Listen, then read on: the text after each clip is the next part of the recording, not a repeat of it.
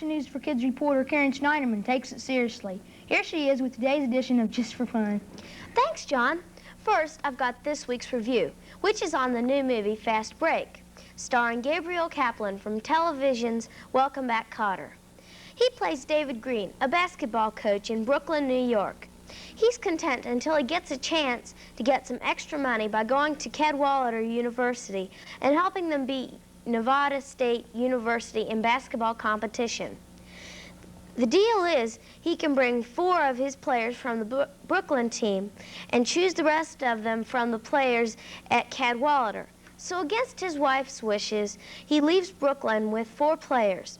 DC Daisy, a great player who can't read, Swish, a girl who's mistaken for a guy, Preacher, and Hustler.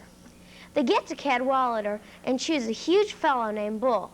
Swish turns out to be the best player on the team, but nobody suspects she's a girl until DC Daisy hurts hers, or should we say his, feelings.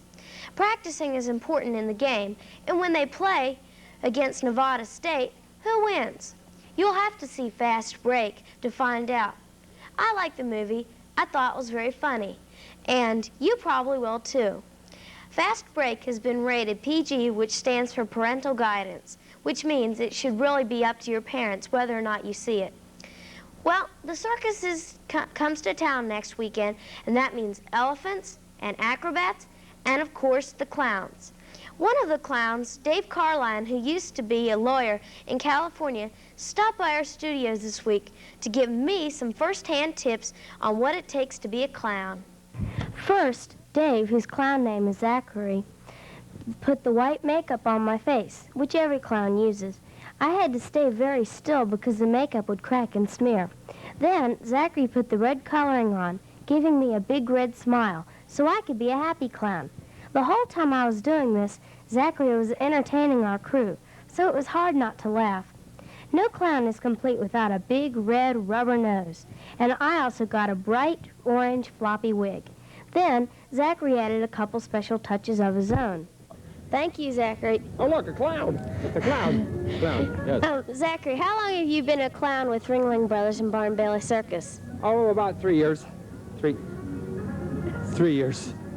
What is your special feature, or what kind of things do you do? My elbow, that's my special feature. Oh, what kind of things do I do? Oh, all sorts of stuff. See, the clowns are in the show about 10 times, and they come in and the clowns are in the circus, but not only to make people laugh, they're also there to cover up scene changes while the cages are going down and the nets are going up and everything like that. Clowns are out there doing gags. I sometimes play my fiddle. You like fiddle music? I don't know. Oh, that's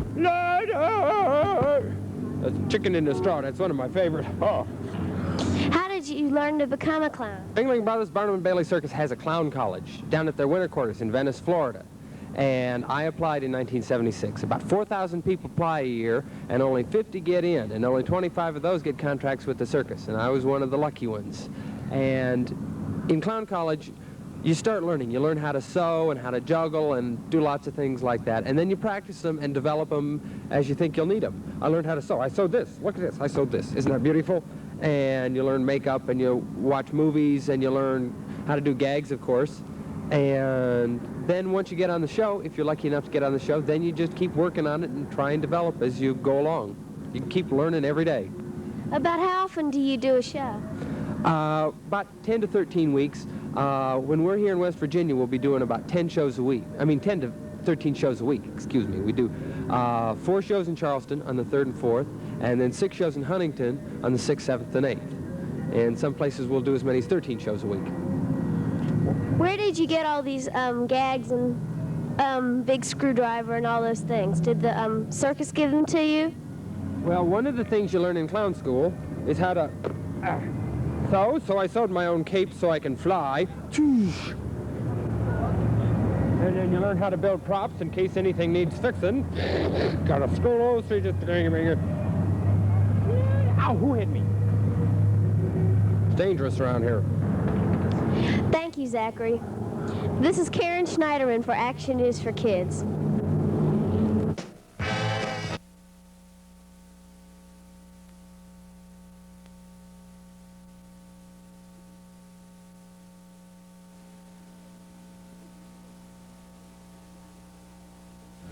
If you didn't catch Action News for Kids last Saturday, here's what you missed. It's the do-si-do, not disco, that's popular at the Pogue School in Ashland, Kentucky. Reporter Candy Griner visited Mrs. Stevens' 6th grade class to watch one of their performances. One of the Ringling Brothers clowns gave me some first-hand tips on what it takes to be a clown, and reporter Ryan Hardiman found out what happens to stray dogs and cats. So if you didn't catch Action News for Kids last week, don't let it happen again. Join us this Saturday at 11:30. And now here's Action News for Kids reporter Karen Snyman with today's edition of Just for Fun. Karen? Thanks, John. This week's review is on a really spooky book called The Amityville Horror. It's about a house that a family moves into. It's not an ordinary house. 1 year earlier, the man who lived there, Ronald DeFeo, killed his family while they slept. So now the house was believed to be haunted. The family that moved in was named the Lutzes, George and Kathy Lutz, and they had 3 children. The house itself was huge. It was 2.5 stories high, had an indoor pool, and came complete with a boathouse. The Lutzes got a good deal on the estate, so they didn't care about the tragedy that had happened there the previous year. But there were demons in the house. When the local priest tried to bless the house, he had very bad luck and become sick. Strange and scary things start happening in the house, believed to be caused by demons, which are supposed to be the ghosts of the family that lived there, that were killed there too. The Lutzes become frightened, but they don't want to leave the house because the house has come to mean a lot to them. Do they finally leave? What happens to the priest? Can the Lutzes live in a haunted house for very long? If you read the Amityville Horror, you'll find out. It's not an easy book to read, but if you feel ambitious this summer, I'd recommend it. That's The Amityville Horror by Jay Anson. Well, they may look like demons, but don't worry, they're harmless. They're just 4 high school students who have started their own rock band, but they do it with a little more style and a lot more flair than your average high school band. They call themselves Kiss 2, and they play at a teens-only disco in Portsmouth, Ohio. Action News for Kids reporter Mary Lowe has their story. And now the moment that those of you who haven't won anything in the baseball card giveaway have been waiting for, the Just for Fun trivia contest. I'll be giving away 2 of these Making Faces kits each week for the next 6 weeks on the show. These kits come to us courtesy of the Ideal Toy Company. All you have to do to win one is answer the Just for Fun trivia question. In case more than 2 people answer the question correctly, the winners will be decided by random drawing. And now to start things rolling. Here's this week's question. On Charlie's Angels, you'll never see Charlie's face, only hear his voice. So, for 1 free Making Faces kit, just tell us whose voice it is that we hear. Here's a slight hint. He's a famous actor, and he's done a lot of TV shows and movies. If you think you know, send us your answer at Action News for Kids, Post Office Box 13, Huntington, West Virginia, 25706. Be sure to include your name and address. Next week, I'll have a musical trivia question.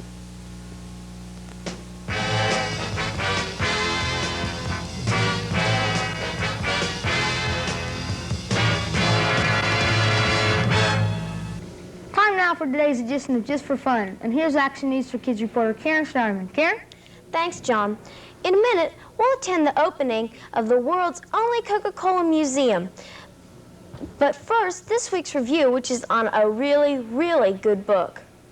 I know you've probably got enough books to read for school and everything. I know I do. But this is one you should fit into your spare time. It's well worth reading. It's called The Pig Man, and it's by Paul Zindel, a famous shorty story author and playwright. The book will have you smiling and laughing and even crying a little.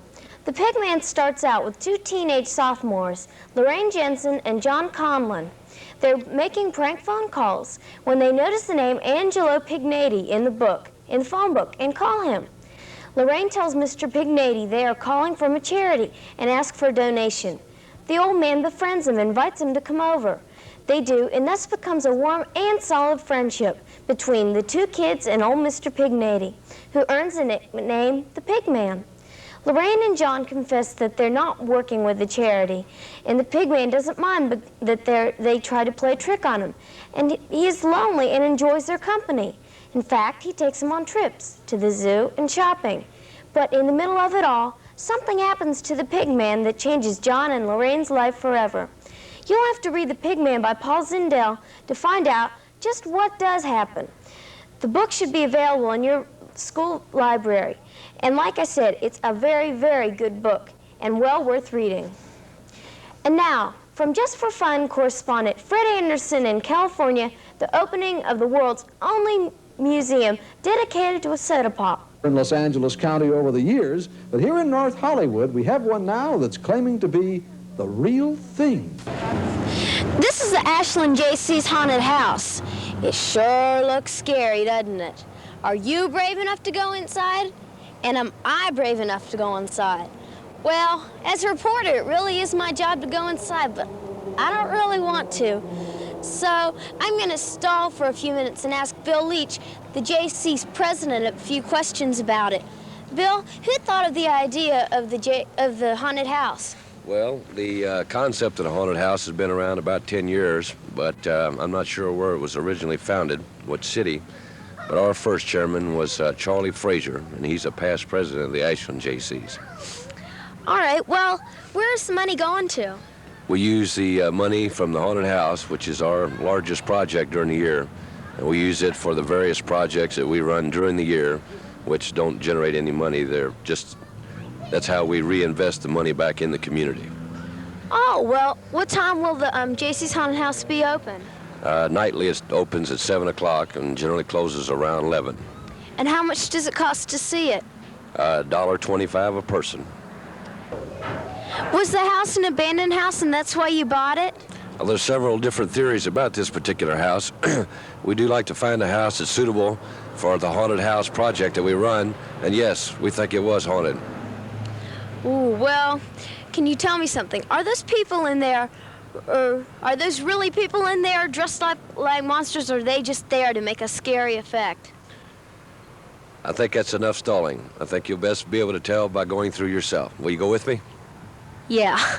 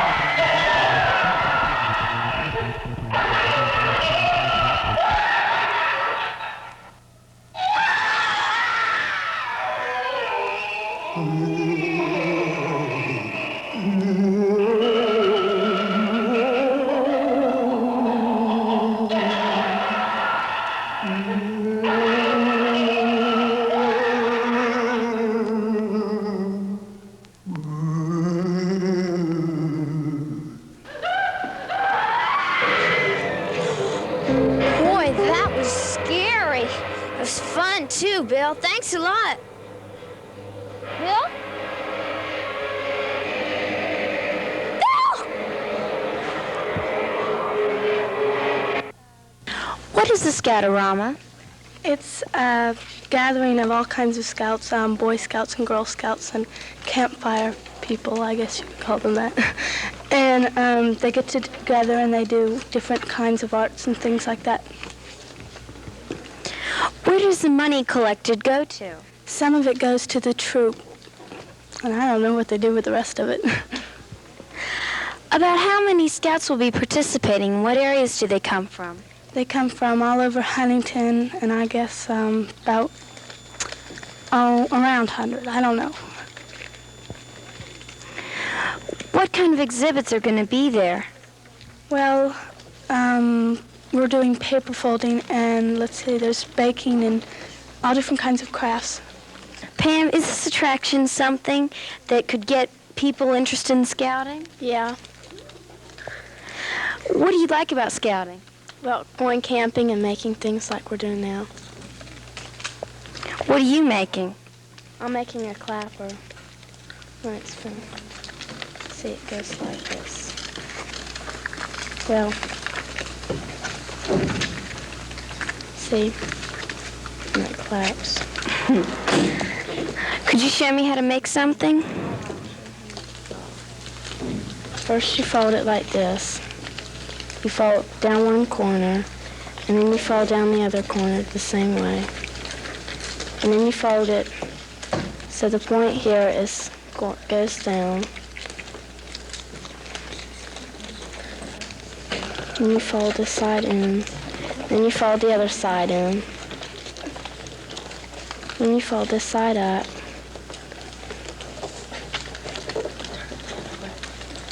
And you fold it down like this, and this will make the feet.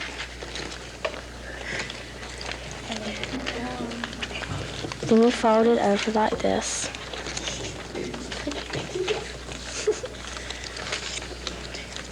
You fold this down and this back. And then the finished frog hops like that. Oh, that's pretty good. Well, have a good time at the Scoutorama, Pamela. This is Karen Schneiderman reporting for TV 13 Action News for Kids. There are two types of things in this world that you can spend your money on. Things that you want or things that you need. But once in a while, something comes along that you just don't want or don't need. And it just exists in a category by itself.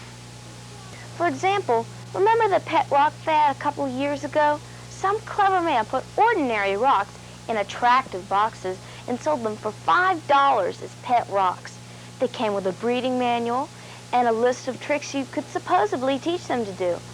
Then there was canned sunshine, ordinary metal cans with unordinary labels, claiming to contain sunshine in a can to brighten up your rainy days or take with you on a vacation to be assured of good weather. And now, ridiculing a perfectly legitimate scientific process, we have this. Clone yourself. A home cloning kit which lets you be first to be second on your block. For those of you who don't know, cloning means taking a single cell from a living organism, animal, plant, or human, and making a double of it by scientifically growing, feeding, and caring for the single cell. The kit, which is to science what the pet rocks were to the Humane Society, comes complete with a petri dish, surgical steel double-bladed clone cell extractors, also known as a fingernail clipper, a special clone growth mixture, also known as ordinary table salt, an instruction manual, and a button for your successful clone to wear proudly. If you really want to get creative with the kit, you could try duplicating pranksters, which would give you your own circus clones. Or you could try duplicating a frozen dessert. That would give you some ice cream clones.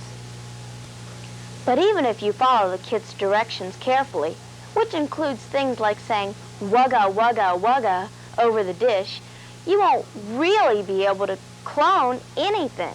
The actual process takes a long time and a lot of expensive equipment, but you might get a couple of good laughs out of it. Karen Schneiderman, TV 13 Action News for Kids. Karen Schneiderman, TV 13 Action News for Kids. We're at CBS News Center, and if you think you know what CBS stands for, think again.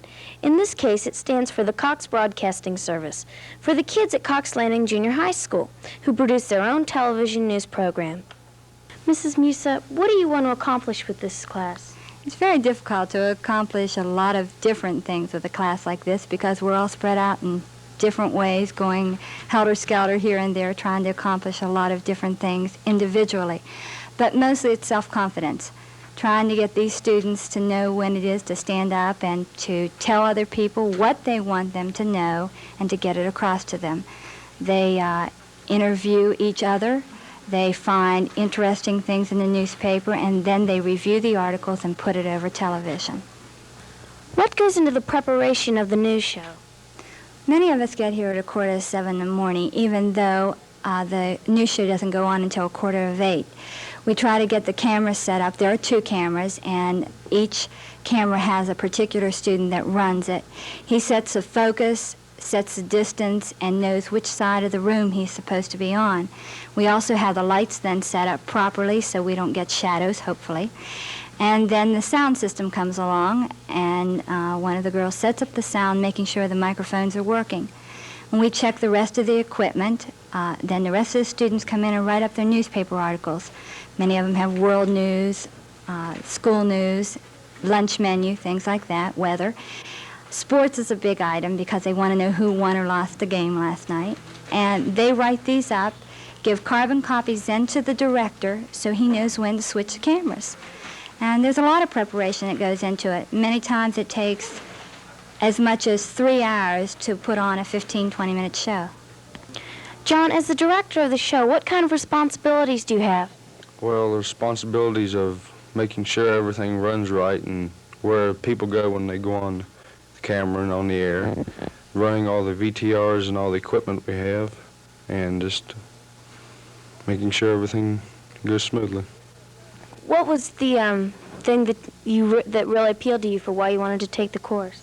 Well, I just thought it'd be an easy class, you know, get to work with all the cameras and tape recorders and all that stuff. Same here, I just thought it'd be an easy class. What is the position that you like best? Cameraman. Cameraman. The local news at Cox Landing Junior High is anchored by Joanne Tate.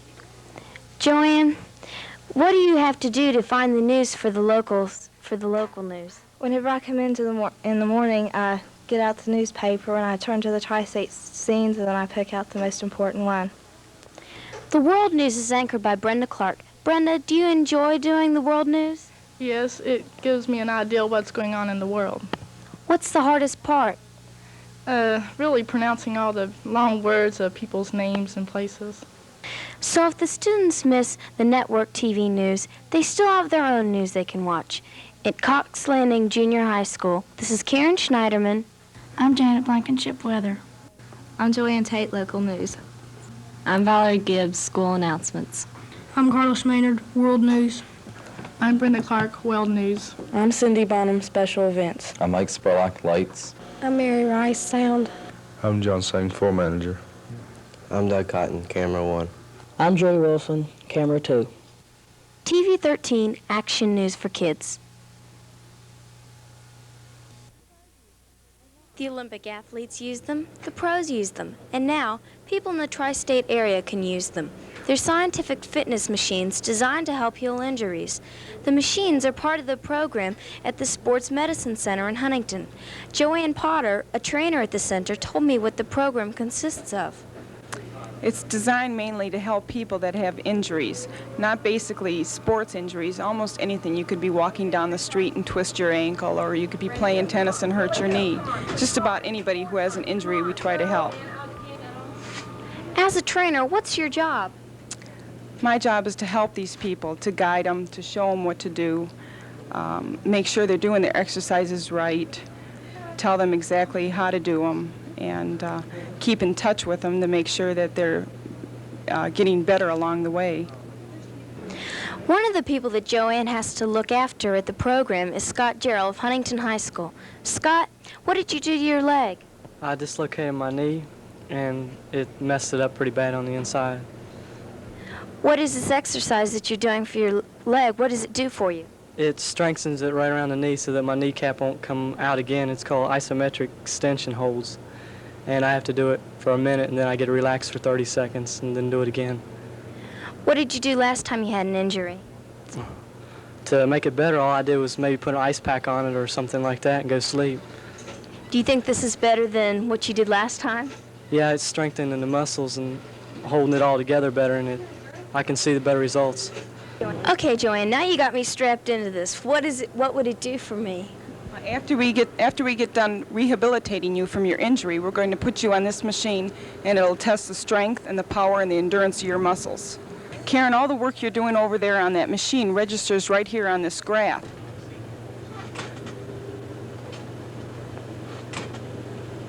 Here it tests your power. In other words, if I'm going to kick you in the knee, how fast your muscle's going to react toward that.